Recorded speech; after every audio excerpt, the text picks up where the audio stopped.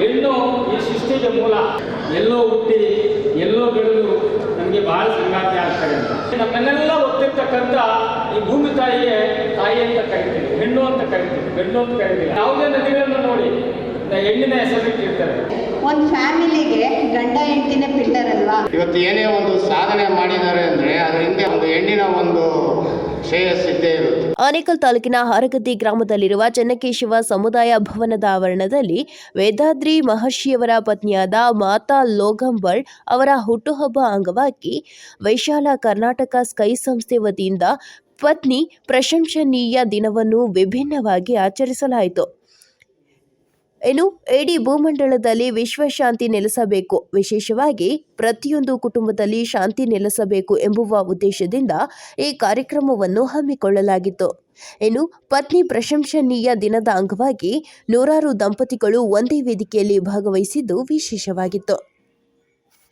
ಕಾರ್ಯಕ್ರಮದಲ್ಲಿ ರಾಷ್ಟ್ರೀಯ ಪ್ರಶಸ್ತಿ ಪುರಸ್ಕೃತ doctor Chinnappa Chikkahagade, professor Vijay Nagaraj, professor Neelakantha, professor Meenakshi Narayan, professor Meenakshi Nagaran, professor Byregowda, professor Sampangi ರಾಮರವರು, ಶ್ರೀಮತಿ ಸುಗುಣ ನಾಗರಾಜರೆಡ್ಡಿ, ಜಿಲ್ಲಾ ಪಂಚಾಯಿತಿ ಮಾಜಿ ಸದಸ್ಯೆ ಭಾರತಿ ವೆಂಕಟೇಶ್ ಗೌಡ ಮತ್ತಿತರರು ಭಾಗವಹಿಸಿದರು.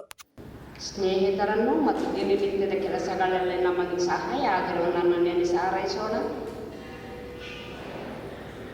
ಕೇಡನ್ನು ಮಾಡುವರು, ಶತ್ರುಗಳೆಂದು ಭಾವಿಸುವರು ಯಾರಾದರೂ ಇದ್ದರೆ ಅವರು ಕೂಡ ಮನಸ್ಸನ್ನು ತಿದ್ದಿಕೊಂಡು ಒಳ್ಳೆಯ ಜೀವನವನ್ನು ಪಡೆಯಲಿ ಅಂತ ಕರುಣೆಯಿಂದ ಹಾರೈಸೋಣ. ಈಗ ಇಡೀ ವಿಶ್ವಪೂರ್ತಿ ವಿಶ್ವ ಸಮುದಾಯ ಸೇವಾ ಸಂಘ ಬಾಳ್ಗೆ ಸಮೃದ್ಧಿಯಲ್ಲಿದೆ. ವಿಶ್ವ ಸಮುದಾಯ ಸೇವಾ ಸಂಘ ಹಾಡಿಯ ಅರವಿಂದ ಶ್ರೀ ಮಂದಿರ ಗುರು ಪದ್ಮನಾಭಯ್ಯನವರ ಸಂಕಲ್ಪಗಳೆಲ್ಲ ಬೇಗ ಈಡೇರುವಂತಾಗಲಿ. ವಿಶಾಲ ಕರ್ನಾಟಕ ಸ್ಕೈ ಸಂಸ್ಥೆ ಚೆನ್ನಾಗಿ ಅಭಿವೃದ್ಧಿ ಹೊಂದುವಂತಾಗಲಿ.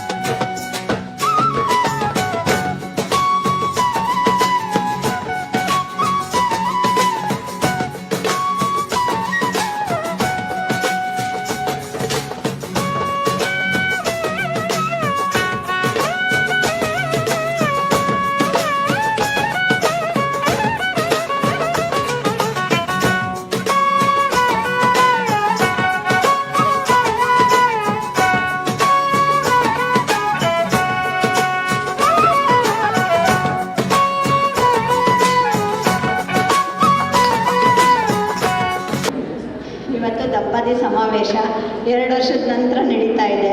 ಇಷ್ಟು ಜನ ನೋಡಿ ತುಂಬ ಖುಷಿ ಆಗ್ತಾ ಇದೆ. ಈ ಕಾರ್ಯಕ್ರಮಕ್ಕೆ ಬಂದು ಪ್ರತಿಯೊಬ್ಬರ ಮನೆಗೂ ಸುಖ ಶಾಂತಿ ನೆಮ್ಮದಿ ನೆಲೆಸಲಿ ಅಂತ ಹಾರೈಸ್ತೀನಿ. ಮೇಯ್ನಾಗಿ ಯಾಕೆ ದಂಪತಿ ಸಮಾವೇಶ ಮಾಡ್ತೀವಿ ಅಂದರೆ, ಒಂದು ಫ್ಯಾಮಿಲಿಗೆ ಗಂಡ ಹೆಂಡತಿನೇ ಪಿಲ್ಲರ್ ಅಲ್ವಾ? ದುಡಿಯೋರು ಅದೇ ವ್ಯಕ್ತಿಗಳಲ್ವಾ? ಅವರು ಚೆನ್ನಾಗಿದ್ದರೆ, ಅವ್ರಿಗೆ ಚೆನ್ನಾಗಿ ಅರ್ಥ ಆದರೆ ಆ ಇಡೀ ಸಂಸಾರ ಚೆನ್ನಾಗಿರುತ್ತೆ ಅನ್ನೋ ವಿಚಾರ.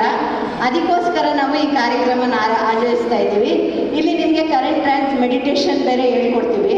ಅದರಿಂದ ಯಾರೊಬ್ಬರು ಧ್ಯಾನ ಕಲ್ತಿದ್ರು ಇನ್ನೊಬ್ರಿಗೂ ಆ ಧ್ಯಾನ ಶಕ್ತಿ ಹಾಯಿಸಿ ಅವರು ಚೆನ್ನಾಗಿ ಒಳ್ಳೆ ಮನಸ್ಥಿತಿಯಲ್ಲಿರೋ ಹಾಗೆ ಈ ಕಾರ್ಯಕ್ರಮನ ಆಯಿಸಿಕೊಂಡಿದ್ದಾರೆ. ಈ ಸಲ ಏನು ಜನ ಬಂದಿದ್ದೀರಾ, ನೆಕ್ಸ್ಟ್ ಇಯರು ಇದಕ್ಕೆ 2ರಷ್ಟು ಜನ ಬಂದು ಈ ಒಂದು ಒಳ್ಳೆ ಇದನ್ನ ಪಡಿಬೇಕು ಅಂತ ಹಾರೈಸ್ತೀವಿ. ಬಾಳಿಗೆ ಸಮೃದ್ಧಿ. ಸೊ ಇವತ್ತು ಇದು ಪತ್ನಿಯರ ಒಂದು ಪ್ರಶಂಸನಾ ದಿನ ನಮ್ಮ ಜಿಗಣಿ ಕೇಂದ್ರದ ವತಿಯಿಂದ ಆಚರಣೆ ಮಾಡ್ತಾ ಇದ್ದೀವಿ.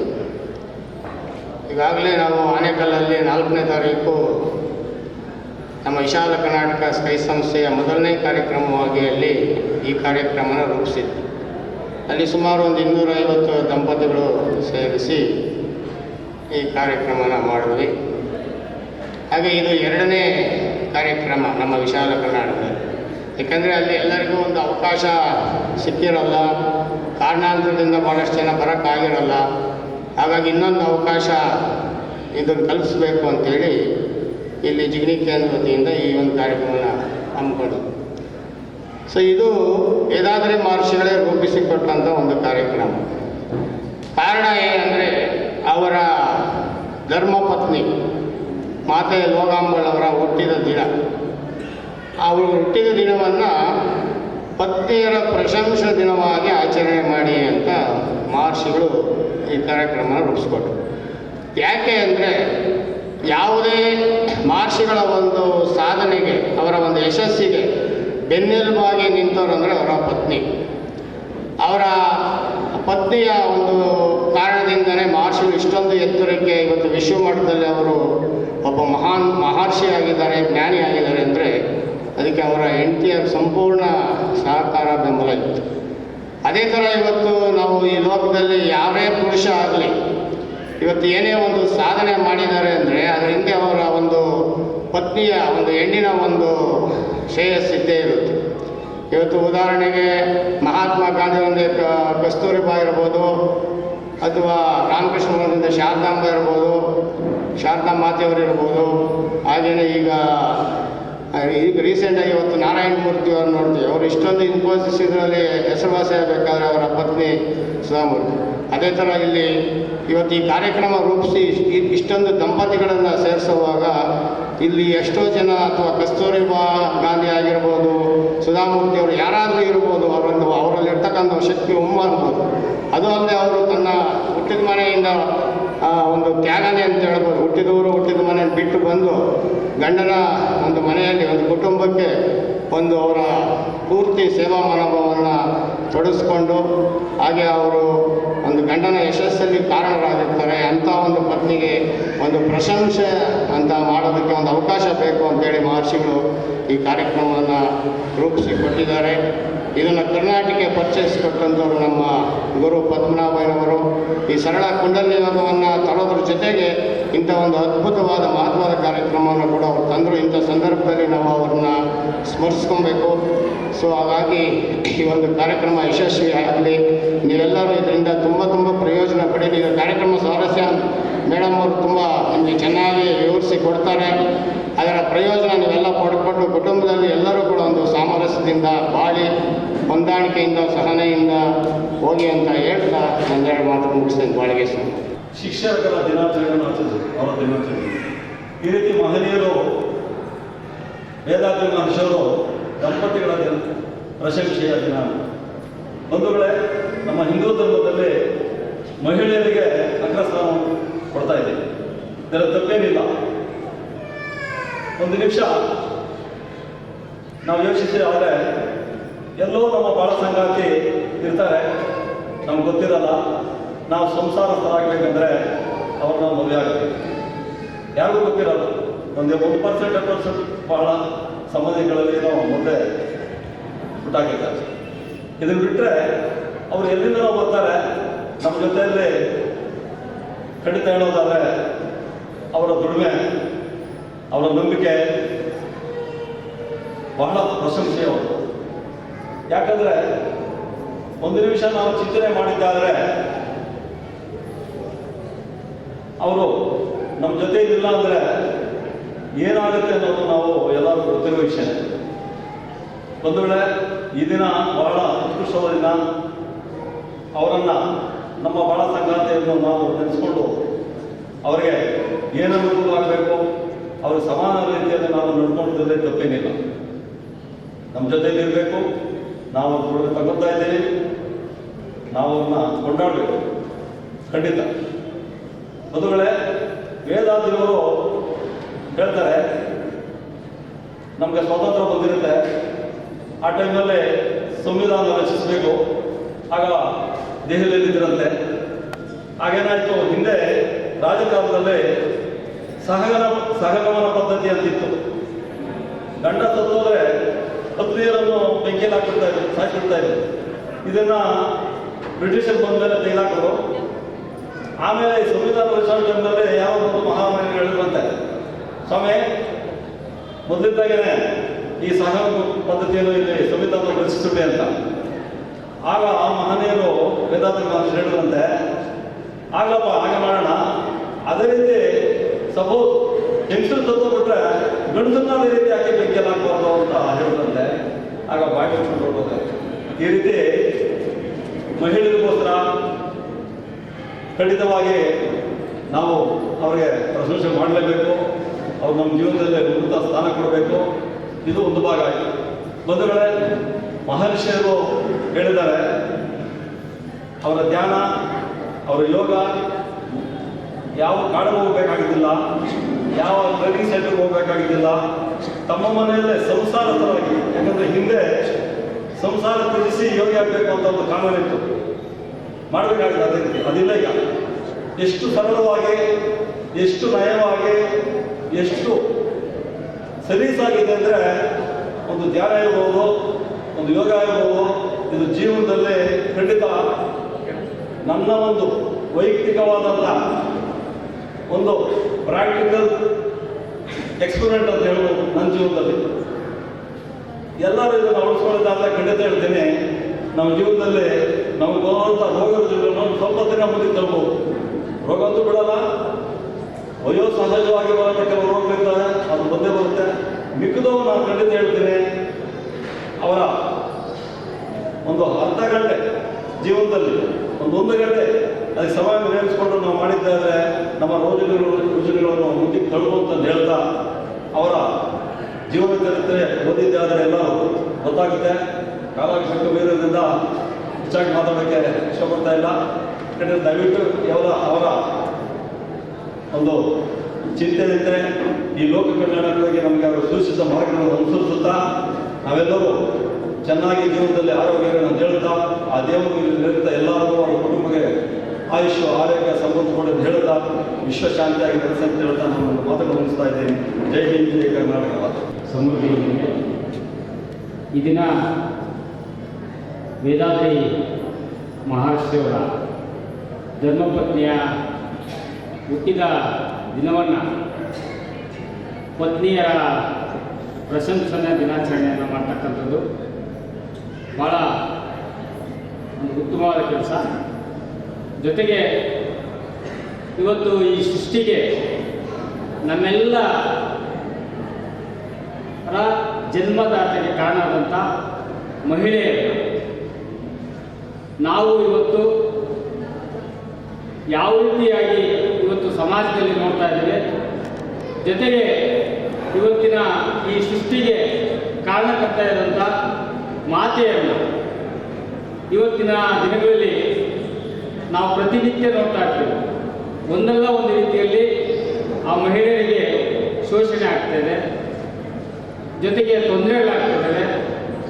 ಅಂತಹ ನಮಗೆ ಜೀವನವನ್ನು ಕೊಟ್ಟಂಥ, ಜೊತೆಗೆ ಈಗಾಗಲೇ ಭಾಳಷ್ಟು ಮಹಿಳೆಯರು ಹೇಳಿದರು, ಎಲ್ಲೋ ಹುಟ್ಟಿ ಎಲ್ಲೋ ಬೆಳೆದು ನಮಗೆ ಭಾಳ ಸಂಗಾತಿ ಆಗ್ತಾರೆ ಅಂತ. ಒಂದು ಹೆಣ್ಣು ತಂಗಿಯಾಗಿ, ಅಕ್ಕನಾಗಿ, ಹೆಂಡತಿಯಾಗಿ, ತಾಯಿಯಾಗಿ ತನ್ನ ಜೀವಿತದ ಹುಟ್ಟಿನಿಂದ ಹಿಡಿದು ಕೊನೆ ತನಕ ಇಡೀ ಕುಟುಂಬವನ್ನು, ಸಮಾಜವನ್ನು ಭಾಳ ಕಾಪಾಡ್ತಕ್ಕಂಥದ್ದು ಮತ್ತು ಒಂದು ಸಂಸ್ಕಾರವನ್ನು ಕೊಡ್ತಕ್ಕಂಥದ್ದು ಯಾರಾದರೂ ಇದ್ದರೆ ಅದು ನಮ್ಮನ್ನು ಹೆತ್ತು ಹೊತ್ತಂಥ ಮಹಿಳೆಯರು. ಅಂಥ ಮಹಿಳೆಯರನ್ನು ಇವತ್ತು ಏನು ಗುರೂಜಿಯವರ ಧರ್ಮಪತ್ನಿ ಹುಟ್ಟು ಅಂಗವಾಗಿ ನಿಮ್ಮಗಳನ್ನೆಲ್ಲ ಸೇರಿಸಿ ನಾನು 4ನೇ ತಾರೀಕು ನಮ್ಮ ಆನೇಕಲ್ಲಿನ ಅರಿವಿನ ಪ್ರಶ್ನೆ ಕಾರ್ಯಕ್ರಮದಲ್ಲಿ ಭಾಗವಹಿಸಿದಾಗ ಅಲ್ಲಿನ ಕಾರ್ಯಕ್ರಮಗಳನ್ನು ನೋಡಿ ಭಾಳ ಸಂತೋಷ ಆಯಿತು. ಜೊತೆಗೆ ನಮ್ಮೆಲ್ಲ ಮದುವೆ ದಿನಗಳಲ್ಲಿ, ವೈವಾಹಿಕ ದಿನದಲ್ಲಿ ನಾವೆಲ್ಲ ತರಾತುರಿಯಲ್ಲಿ ಮದುವೆಗಳನ್ನು ಮಾಡ್ಕೊಳ್ತೀವಿ. ಮತ್ತು ಆವತ್ತಿನ ಮದುವೆ ಸಂದರ್ಭ ಹೇಗಿರ್ತದೆ ಅಂತ ಹೇಳಿದ್ರೆ, ಹೆಣ್ಣು ಹೆತ್ತವರಿಗೆ ಆ ಮದುವೆ ಮಾಡ್ತಕ್ಕಂಥ ಖರ್ಚು ವೆಚ್ಚಗಳು, ಸಾಲ ಮಾಡಿರ್ತಕ್ಕಂಥದ್ದು ಅಥವಾ ವರದಕ್ಷಿಣೆ ಕೊಟ್ಟಿರ್ತಕ್ಕಂಥದ್ದು, ಇಂಥ ಒಂದು ಸಂದರ್ಭದಲ್ಲಿ ಭಾಳ ಒಂದು ಏನು ಈ ಸಾಲ ಸೌಲಭ್ಯ ಮಾಡಿಕೊಂಡು ಆ ಒಂದು ಕೆಲಸವನ್ನು, ಮದುವೆ ಕಾರ್ಯಕ್ರಮವನ್ನು ನೆಟ್ಟಿಸನ್ನು ಕರೆದು ಭಾಳ ಬೇಗ ಮದುವೆ ಮಾಡಿ ಹೋಗ್ತಕ್ಕಂಥದ್ದು. ಮತ್ತು ಇತ್ತೀಚಿನ ದಿನಗಳಲ್ಲಿ ನಾವೆಲ್ಲ ಮದುವೆ ಹೋಗ್ತೀವಿ, ಅಲ್ಲಿ ತಾಳಿ ಕಟ್ಟೋದ ಥರ ಬಡ ಅಂತ ಬೇಗ ಬಂದು ಹಾಲಾಕ್ಬಿಟ್ಟು ಭಾಳ ತಳ್ಳಿಕೊಂಡು ನೂಕ್ಕೊಂಡು ಈ ರೀತಿಯಾಗಿ ಅಕ್ಷತೆಯನ್ನು ಕಾಳಿ ಆಕೆಗೆ ಆಶೀರ್ವಾದ ಮಾಡ್ತಕ್ಕಂಥದ್ದು. ಆದರೆ ಇಲ್ಲಿನ ದಂಪತಿ ಕಾರ್ಯಕ್ರಮದಲ್ಲಿ ಸುಮಾರು 1 ಗಂಟೆ 2 ಗಂಟೆಗಳ ಕಾಲ ಇದು ಭಾಳ ಶಾಶ್ವತವಾಗಿ ನಿಮ್ಮನ್ನೆಲ್ಲ ದಂಪತಿಗಳನ್ನು ಕೂಡಿಸಿ, ನಿಮ್ಮ ಮದುವೆಗಳನ್ನು ಕೂಡ ಆ ರೀತಿಯಾಗಿ ಮಾಡಿರೋದಿಲ್ಲ.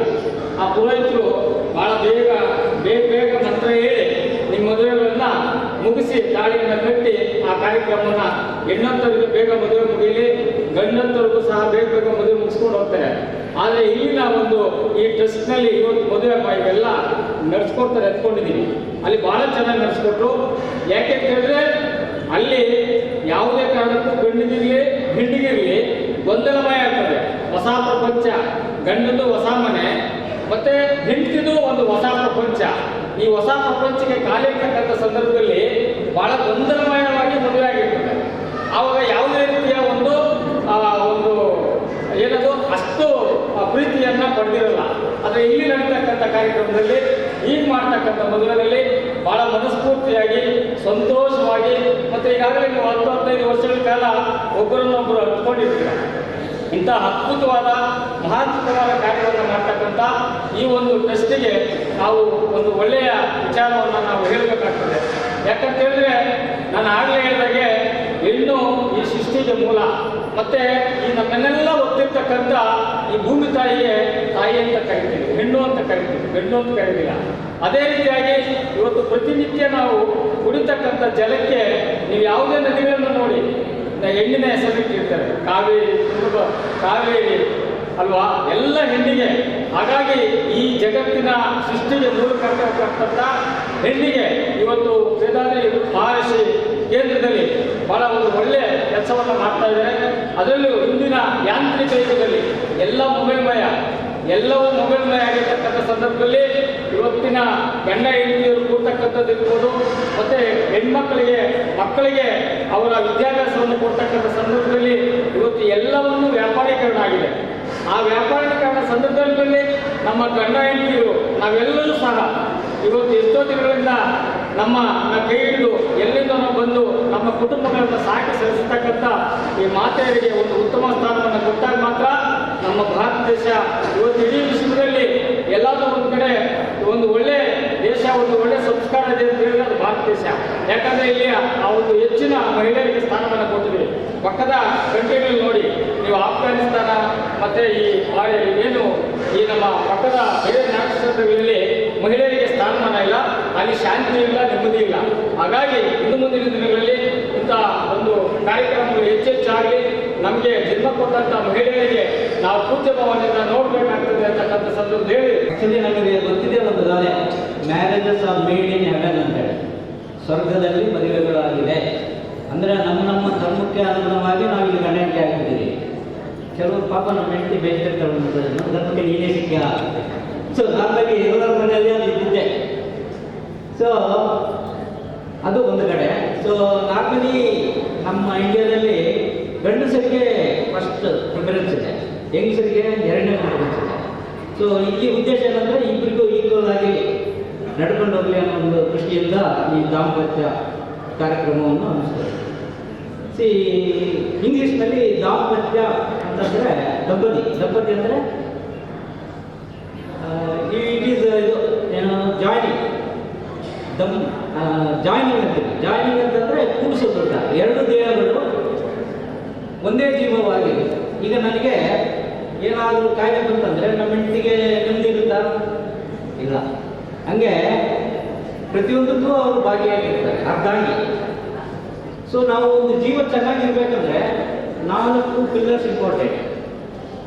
ದೇಹ ಆರೋಗ್ಯ ಚೆನ್ನಾಗಿರಬೇಕು, ಮನಸ್ಸು ಚೆನ್ನಾಗಿರಬೇಕು, ಆಮೇಲೆ ದುಡ್ಡು ಇರಬೇಕು, ಅದಾದಮೇಲೆ ಸ್ಪಿರಿಚುವಲ್ ನಾಲೆಡ್ಜ್ ಇರಬೇಕು. ಈ 4 ಪಿಲ್ಲರ್ನಲ್ಲಿ ಯಾವುದಾದ್ರೂ ಒಂದು ಪಿಲ್ಲರ್ ಇಲ್ಲಂದ್ರೂ ಅದು ಪೂರ್ಣ ಆಗಲ್ಲ. ಈಗ ಸಪೋಸ್ ಈ ದೇಹ ಚೆನ್ನಾಗಿರಬೇಕು ಅಂದ್ಕೊಳ್ತೀವಿ. ಈಗ ಒಬ್ಬರು 100 kg ಇದ್ದಾರೆ. ಸೊ ಅದು ಒಳ್ಳೆಯದಾಗ ಕೆಟ್ಟದು. ಸೊ ಅವರಿಗೆ ಒಂದು ಗುರಿ ಇರಬೇಕು, ನಾನು ಎಷ್ಟು ತಿಂಗಳೊಳಗಡೆ ಕಡಿಮೆ ಮಾಡಿಕೊಳ್ಬೋದು ಅಂತ. ಕೆಲವರು ಅಂತಾರೆ ನೆಕ್ಸ್ಟ್ ಮಂತ್ ಒಳಗಡೆ ನಾನು 60 kg ಬರ್ತೀನಿ ಅಂತೇಳಿ. ಸಾಧ್ಯನಾ? ಇಲ್ಲ. ಅದಕ್ಕೆ ಒಂದು ಸ್ಮಾರ್ಟ್ ಅಂತ ಹೇಳಿದೆ. ಸ್ಮಾರ್ಟ್ ಅಂದರೆ ಸ್ಪೆಸಿಫಿಕ್, ಮೆಸರಬಲ್, ಅಟೈನಬಲ್, ರಿಯಲಿಸ್ಟಿಕ್ ಆಗಿರಬೇಕು, and it is time down. ಒಂದು 4-5 ತಿಂಗಳಲ್ಲಿ ನಾನು ಕಡಿಮೆ ಆಗಬೇಕಂದ್ರೆ ಇಟ್ ಇಸ್ ಓಕೆ. ಸೊ ಪ್ರತಿಯೊಂದಕ್ಕೂ ಒಂದು ಗುರಿ ಅಂತ ಹೇಳಿರಬೇಕು. ಸೊ ನಾವು ಗಂಡ ಹೆಂಡತಿ ಆದವರು ಒಂದು ಗುರಿ ಅಂತ ಇರಬೇಕು. ಗುರಿ ಇಲ್ಲ ಅಂತಂದರೆ ಅದಕ್ಕೆ ಒಂದು ವ್ಯಾಲ್ಯೂವೇ ಇಲ್ಲ. ಹಾಗೆ ನಮ್ಮ ಕಮಲಮ್ಮನವರು ಮಾತಾಡಿದಾಗ ಒಂದು ಒಳ್ಳೆ ಹೇಳಿದರು, ನನಗೆ ಸಡನ್ನಾಗಿ ನೆನಪಾಯಿತು. ಪದ್ಮನಾಭನ ಸಂಕಲ್ಪ ಈಡೇರಲಿ ಅಂತ ಹೇಳಿದರು. ಬಟ್ ನಾವು ಅವ್ರ ಜೊತೆ ಇದ್ದವರು ಅವರು 2 ಸಂಕಲ್ಪ ಹಾಕಿದ್ರು. ಒಂದು, ಆನೇಕಲ್ ಕೇಂದ್ರವನ್ನು ಧರ್ಮಸ್ಥಳವನ್ನಾಗಿ ಮಾಡಬೇಕು ಅಂತೇಳಿ ಒಂದನೇ ಸಂಕಲ್ಪ. 2ನೇ ಸಂಕಲ್ಪ, ಇದು ಇಂಟರ್ನ್ಯಾಷನಲ್ ಫೇಮಸ್ ಆಗಬೇಕು ಅಂತೇಳಿ. ಸೊ ಧರ್ಮಸ್ಥಳದಂತೆ ಆಗಬೇಕು ಅಂತಂದ್ರೆ ಅವ್ರ ಉದ್ದೇಶ ಏನಿತ್ತು ಅಂದರೆ, ಯಾರು ಬರ್ತಾರೋ ಅವರಿಗೆಲ್ಲ ಫ್ರೀ ಊಟ ಆಗಬೇಕು ಅಂತ. That is one. 2ನೇದಾಗಿ ಇಂಟರ್ನ್ಯಾಷನಲ್ ಫೇಮಸ್ ಆಗಬೇಕಂದ್ರೆ ಸುಮ್ಮನೆ ಹಿಂಗೆ ಹೇಳಿದ್ರೆ ಆಗಲ್ಲ. ಅದಕ್ಕೆ ಏನಾಗಬೇಕು ಅಂದರೆ ನಾವು ಒಂಥರ ಫ್ರೀಯಾಗಿ ಕೊಡಬೇಕು. ಅವಾಗೇನಾಗುತ್ತೆ, ಅದು ಸ್ಪ್ರೆಡ್ ಆಗಿ ಮೌತ್ ಸ್ಪ್ರೆಡ್ ಆಗಿ ಎಲ್ಲರೂ ಬರಲಿಕ್ಕೆ ಅನುಕೂಲ ಆಗುತ್ತೆ. ಬಾಳಿಗೆ ಭೂಮಂಡಲ, ಬಾಳಿಗೆ ಭೂಮಂಡಲ, ಬಾಳಿಗೆ ಸಮೃದ್ಧಿ ಹೊಂದಿಗೆ ಚಿಂತನೆಯನ್ನು ಆರೋಗ್ಯವನ್ನು ನವೀಕರಿಸಿ ಜೀವ ಶಿಖರಕ್ಕೇರಿಸಿರುವ ಗುರುವೇ ನಮಃ ಎಂದು ಶ್ರೀ ಗುರು ಪಾದಗಳನ್ನು ವಂದಿಸಿ ಅವರ ಆಸೆಯನ್ನು ನೆರವೇರಿಸಲಿಕ್ಕೆ ಬಂದಿರತಕ್ಕಂಥ ನವ ದಂಪತಿಗಳಾಗಿ ಕೂತಿರ್ತಕ್ಕಂಥ ನಿಮ್ಮೆಲ್ಲರಿಗೂ ನನ್ನ ವಂದನೆಗಳನ್ನು, ತುಂಬ ಹೃದಯದ ವಂದನೆಗಳನ್ನು ತಿಳಿಸ್ತಾ ಇದ್ದೀನಿ. ಇವತ್ತಿನ ಈ ಒಂದು ಕಾರ್ಯಕ್ರಮದ ಬಗ್ಗೆ ಹಲವಾರು ಜನ ಮಾತಾಡಿದ್ರು. ಮತ್ತು ಸರ್ ಹೇಳಿದಂಗೆ ಇದು ಆನೇಕಲ್ಲಲ್ಲಿ ನಡೀತು. ಈ ಒಂದು ಕಾರ್ಯಕ್ರಮವನ್ನು ತಿಳಿಸ್ಕೊಟ್ಟಂಥ ಗುರು ಯೋಗಿರಾಜ್ ವೇದಾದ್ರಿ ಮಹರ್ಷಿಯವರು ಇರೋದೆಲ್ಲಪ್ಪ ಅಂದರೆ ಆಳಿಯಾರಲ್ಲಿ, ತಮಿಳ್ನಾಡಲ್ಲಿ ಅವರು ಇರೋದು. ಆಳಿಯಾರಲ್ಲಿರ್ತಕ್ಕಂಥ ಈ ಒಂದು ವಿಶೇಷವಾದ ಒಂದು ಸಂದೇಶವನ್ನು ನಮ್ಮ ಈ ಕರ್ನಾಟಕದಲ್ಲಿ ಬೆಂಗಳೂರಿಗೆ ತಂದು ನಮಗೆ ತಲುಪಿಸಿರ್ತಕ್ಕಂಥ ಒಂದು ಮಹಾನ್ ಯಾರು ಅಂದರೆ ನಮ್ಮ ಪದ್ಮನಾಭಯ್ಯ ಸರ್. ಅವ್ರನ್ನ ನೀವು ಬಹಳಷ್ಟು ಜನ ಅಳವು ನೋಡಿರ್ತೀರ, ಹೊಸಬು ನೋಡಿರಲ್ಲ. ಅವರು ಈ ಒಂದು ಕಾರ್ಯಕ್ರಮದಲ್ಲಿ ನಾವು ಭಾಗಿಯಾಗಿ ವೇದಾದ್ರಿ ಅಮೃತವನ್ನು ನಾವೆಲ್ಲ ಸವಿತಾ ಇದ್ದೀವಿ ಅಂತ ಅನ್ನೋದಕ್ಕೆ ಮುಖ್ಯ ರೂವಾರಿಯಾಗಿ ನಮಗೆ ಕರ್ನಾಟಕಕ್ಕೆ ಆ ಬೀಜವನ್ನು ತಂದು ಹಾಕಿ ಇದನ್ನು ಹಾಲದ ಮರದ ರೀತಿ ಬೆಳೆಸಿರತಕ್ಕಂಥ ಪದ್ಮನಾಭಯ್ಯ ಗುರುಗಳಿಗೂ ನನ್ನ ವಂದನೆಗಳನ್ನು ತಿಳಿಸ್ತಾ ಇದ್ದೀನಿ. ಮತ್ತು ಈ ಕಾರ್ಯಕ್ರಮವನ್ನು ವಹಿಸ್ಕೊಂಡು ಎಲ್ಲ ರೀತಿ ಸೊಗಸಾಗಿ ನಡೆಸೋದಕ್ಕೆ ರಾತ್ರಿ ಇಡೀ ಪ್ರಯತ್ನ ಪಟ್ಟಂಥ ಟೀಮ್ಗೂ ನನ್ನ ವಂದನೆಗಳು. ಮತ್ತು ನೀವೆಲ್ಲ ಏನಿರ್ಬೋದು ಇವತ್ತು ಈ ಕಾರ್ಯಕ್ರಮ ಅಂತ ನೋಡೋಕ್ಕೆ ಬಂದಿರ್ತಕ್ಕಂಥದ್ದು ಭಾನುವಾರ ಎಷ್ಟೋ ಕ್ರಿಕೆಟ್ ಮ್ಯಾಚ್ ಇರುತ್ತೆ, ಎಷ್ಟೋ ಪಿಕ್ಚರ್ಸ್ ಇರುತ್ತೆ, ಎಲ್ಲ ಬಿಟ್ಟು ಯಾರೆಲ್ಲ ನಿಜವಾಗ್ಲೂ ಪತ್ನಿ ಹೇಳಿದ್ಲು ಅಂತ ಅಂದರೆ ಹೆಂಡತಿ ಹೇಳಿದಾಳೆ ಈ ಥರ ಒಂದು ಕಾರ್ಯಕ್ರಮ ಇದೆ ಅಂತ ಬಲವಂತ ಮಾಡಿ 1 ತಿಂಗಳಿಂದನೋ 1 ವಾರದಿಂದನೋ ಹೇಳಿ ಆ ಗಂಡನನ್ನು ಒಲಿಸಿ ಇಲ್ಲಿ ಕರ್ಕೊಂಡು ಬಂದಿದ್ದಾರೆ ನೋಡಿ. ಆ ತಾಯಿಯಂದಿರಿಗೂ ಮತ್ತು ಅದನ್ನು ಕೇಳಿ ಬಂದಿರ್ತಕ್ಕಂಥ ಪತಿರಾಯಿಗಳು ಯಾರ್ಯಾರಿದ್ದಾರೋ ಅವ್ರಿಗೆಲ್ಲ ನನ್ನ ಮೊದಲ ವಂದನೆ. ಯಾಕೆಂದರೆ ಅಷ್ಟು ಸುಲಭವಾಗಿ ಬರಲ್ಲ.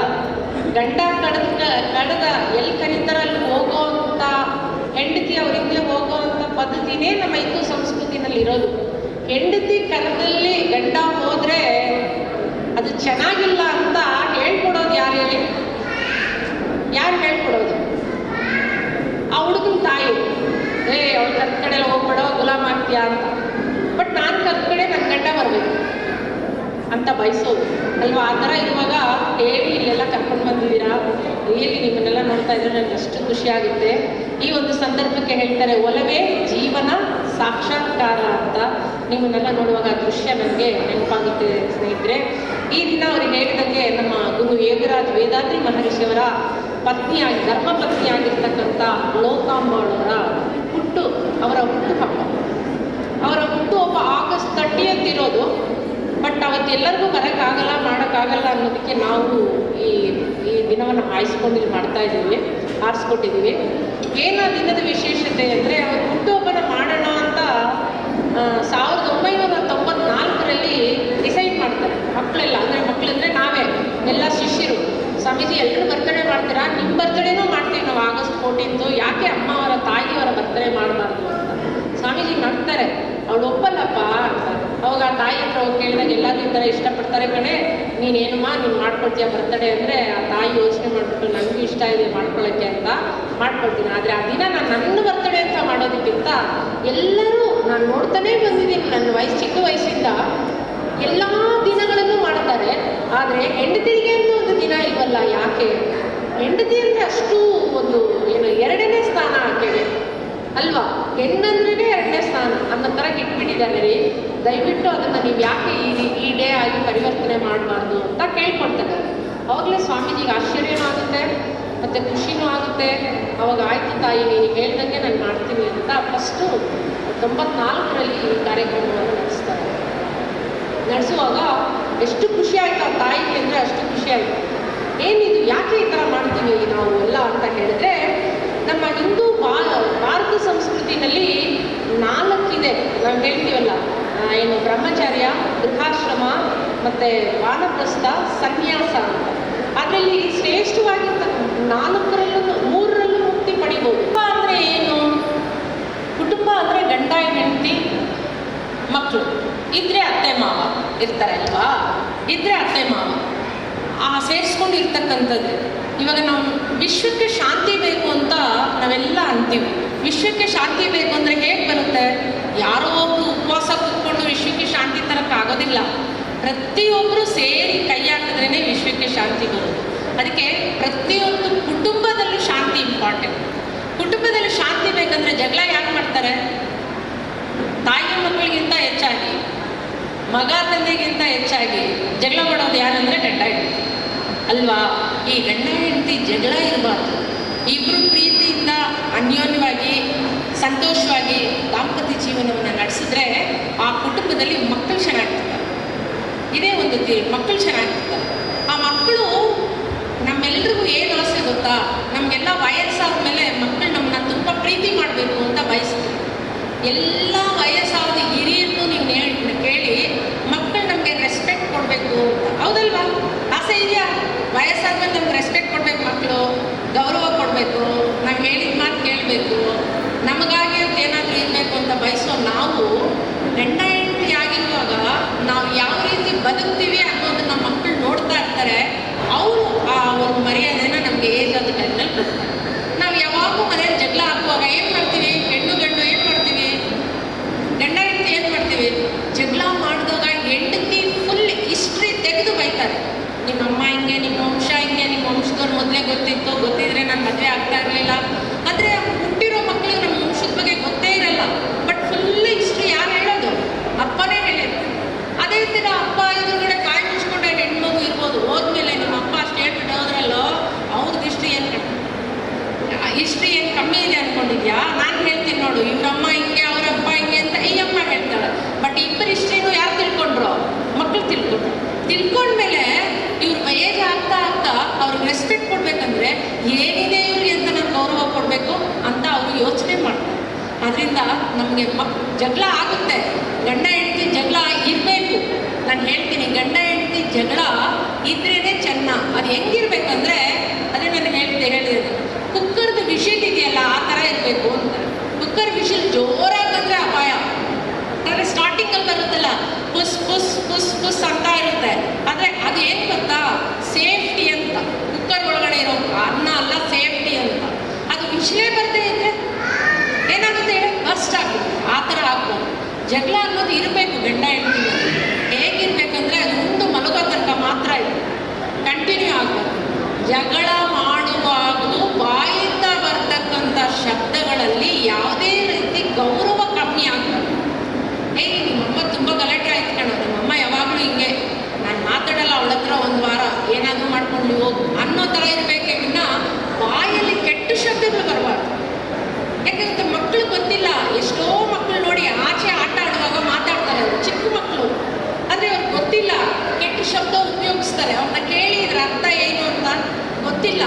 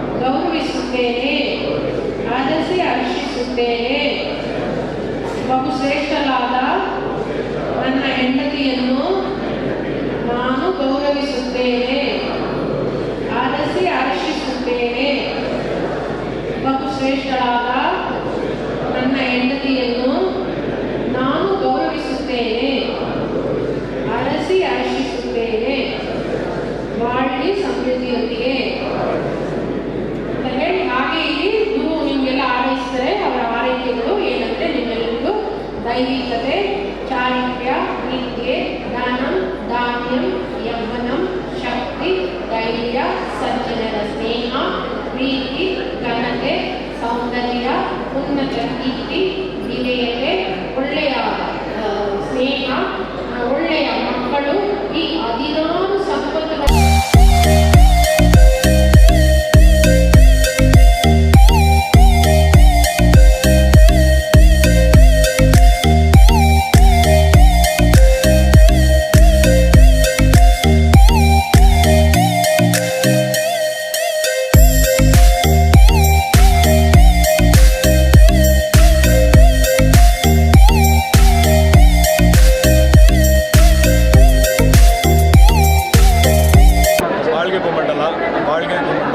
ಬಾಳ್ಗೆ ಸಮೃದ್ಧಿಯೊಂದಿಗೆ ಗುರು ಬಾಳ್ಗೆ ಗುರು ನಮ್ಮೊಂದಿಗೆ ಗುರುವೇ ಹೊಣೆ.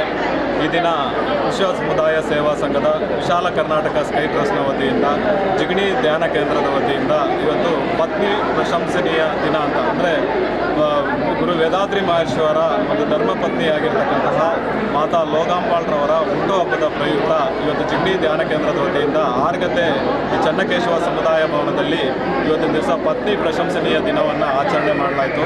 ಸೊ ಸಾಕಷ್ಟು ದಂಪತಿಗಳು ಈ ಒಂದು ಕಾರ್ಯಕ್ರಮಕ್ಕೆ ಬಂದು ಕಾರ್ಯಕ್ರಮವನ್ನು ಯಶಸ್ವಿಗೊಳಿಸಿದ್ದಾರೆ. ಬಹಳ ಮುಖ್ಯ, ವೇದಾದ್ರಿ ಮಹೇಶ್ವರ ಮೂಲ ಉದ್ದೇಶನೇ ವಿಶ್ವಶಾಂತಿ. ಪ್ರತಿಯೊಬ್ಬ ವ್ಯಕ್ತಿಯ ವೈಯಕ್ತಿಕ ಶಾಂತಿಯೇ ವಿಶ್ವಶಾಂತಿ ಅಂತ ಮಹೇಶ್ವರ ಹೇಳ್ತಾರೆ. ಒಂದೊಂದು ಕುಟುಂಬದಲ್ಲೂ ಒಬ್ಬೊಬ್ಬ ವ್ಯಕ್ತಿನೂ ಶಾಂತಿಯನ್ನು ಪಡಿಬೇಕು, ಆಗ ಮಾತ್ರನೇ ವಿಶ್ವದಲ್ಲಿ ಶಾಂತಿಯನ್ನು ಪಡೀಲಿಕ್ಕೆ ಸಾಧ್ಯ ಅಂತ ಮಹೇಶ್ವರ್ ಕೊಟ್ಟಿದ್ದಾರೆ. ಆ ಒಂದು ಅಂಗವಾಗಿ ಗುರು ವೇದಾದ್ರಿ ಮಹೇಶ್ವರು ಹಲವಾರು ಕಾರ್ಯಕ್ರಮಗಳನ್ನು ತಮ್ಮ ಒಂದು ಯೋಗಾಭ್ಯಾಸದಲ್ಲಿ ಒಗ್ಗೂಡಿಸಿದ್ದಾರೆ. ಅದರಲ್ಲೂ ಈ ಒಂದು ಪತ್ನಿಯ ಪ್ರಶಂಸನೀಯ ದಿನ ಅಂತಕ್ಕಂಥದ್ದು ಬಹಳ ಮುಖ್ಯ. ವರ್ಷವಿಡೀ ತನ್ನ ಜೀವನದಲ್ಲಿ ಬಹಳ ಸಂಗಾತಿಯಾಗಿ ಕಾರ್ಯನಿರ್ವಹಿಸ್ತಕ್ಕಂತಹ ಒಂದು ಹೆಣ್ಣಿಗೆ ಪ್ರಾಶಸ್ತ್ಯವನ್ನು ಕೊಡಲಿಕ್ಕೆ ಈ ಒಂದು ಕಾರ್ಯಕ್ರಮವನ್ನು ಆಯೋಜನೆ ಮಾಡಿರೋದು. ವೇದಾದ್ರಿ ಮಹೇಶ್ವರು ಹಲವಾರು ರಾಷ್ಟ್ರಗಳಲ್ಲಿ ಸೇವೆಯನ್ನು ಸಲ್ಲಿಸಿದ್ದಾರೆ. ಎಲ್ಲ ರಾಷ್ಟ್ರಗಳಿಗೂ ಭೇಟಿ ಕೊಟ್ಟಾಗಲೂ ಅಲ್ಲೂ ಸಹ ಹಲವಾರು ದಿನಗಳನ್ನು ಅಂದರೆ teachers day, mothers day, fathers day, childrens day ಅಂತ ಆಯೋಜನೆ ಮಾಡಿ ಆಚರಿಸ್ತಾರೆ. ಆದರೆ ಪತ್ನಿಗೆ ಪ್ರಶಂಸೆ ಮಾಡ್ತಕ್ಕಂಥ ವೈಫ್ ಅಪ್ರಿಷಿಯೇಸ್ ಡೇ ಅಂತ ಯಾವ ರಾಷ್ಟ್ರದಲ್ಲೂ ಇರಲಿಲ್ಲ. ಅದಕ್ಕೆ ಅಂಗವಾಗಿಯೇ ಇವತ್ತು ವೇದಾದ್ರಿ ಮಹೇಶ್ವರು ತನ್ನ ಒಂದು ಬಾಳ ಸಂಗಾತಿಯಾಗಿರ್ತಕ್ಕಂಥ ಲೋಗಾಂಬಾಳ್ರವರ ಒಂದು ಹುಟ್ಟುಹಬ್ಬ ದಿನ ಆಗಸ್ಟ್ 30ರಂದು ಹುಟ್ಟುಹಬ್ಬ, ಆ ಒಂದು ದಿನದ ಅಂಗವಾಗಿ ವಿಶ್ವದೆಲ್ಲೆಡೆನೂ ಸಹ ಈ ಒಂದು ಪತ್ನಿ ಪ್ರಶಂಸನೀಯ ದಿನವನ್ನು ಆಚರಣೆ ಮಾಡಬೇಕು ಅಂತ ಇದನ್ನು ಒಂದು ಯೋಗ ಅಭ್ಯಾಸದಲ್ಲಿ ಒಗ್ಗೂಡಿಸಿದ್ದಾರೆ. ಅದರ ಅಂಗವಾಗಿ ಇವತ್ತು ನಾವು ಈ ಒಂದು ಕಾರ್ಯಕ್ರಮವನ್ನು ಆಯೋಜನೆ ಮಾಡಿ ಕಾರ್ಯಕ್ರಮ ಯಶಸ್ವಿಯಾಗಿದೆ. ಕಾರ್ಯಕ್ರಮಕ್ಕೆ ಆಗಮಿಸಿದ ಎಲ್ಲರಿಗೂ ಧನ್ಯವಾದಗಳನ್ನು